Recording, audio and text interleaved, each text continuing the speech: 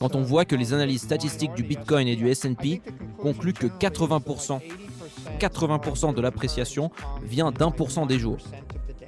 Autrement dit, si vous ratez les 3 jours les plus profitables de l'année, vous perdez 80% de l'augmentation.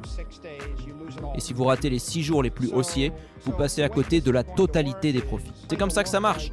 On a l'impression de ne quasiment rien gagner 98% du temps. Et un jour, on se lève et on lit que le fonds souverain d'un pays du Moyen-Orient vient d'acheter 10 milliards de dollars de Bitcoin. Ce qui fait bondir le prix au double ou au triple de sa valeur.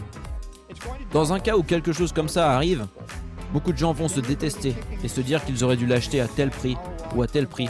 Ils vont avoir des regrets. C'est pour ça que je pense que la mentalité de trader est affreuse pour tout le monde. À moins que vous ayez des super calculateurs avec des algorithmes propriétaires qui font un profit d'un dixième de centime, 1 milliard de fois par heure. Dans ce cas, je comprends que le trading soit justifié, mais 98% de la population n'a pas ce genre d'avantage comparatif et exclusif. Et donc en règle générale, ils perdent leur argent sur les marchés en essayant de faire du trading. Il est aussi important de dire que les gens veulent investir dans quelque chose qu'ils comprennent et auquel ils ont l'impression de pouvoir faire confiance.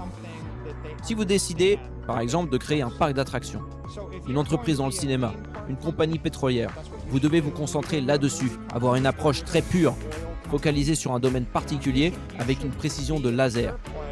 Parce que c'est ce genre d'approche qui a tendance à inciter un investisseur rationnel à inclure vos actions dans son portefeuille.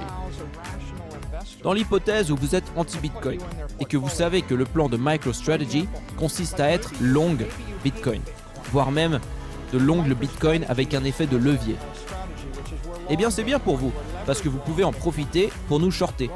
Ça n'est pas un désavantage pour nous qu'on shorte notre action, puisqu'à un moment donné, ces personnes vont être obligées de se couvrir. D'autres gens, au contraire, sont peut-être intéressés par le Bitcoin, mais pensent qu'il y a 99% de chances qu'ils soient voués à l'échec. Dans ce cas-là, s'ils ont, mettons, 100 millions de dollars et qu'ils cherchent à y allouer 1% de leur portefeuille, ils vont chercher un investissement dont toute la stratégie repose sur le fait d'être long Bitcoin.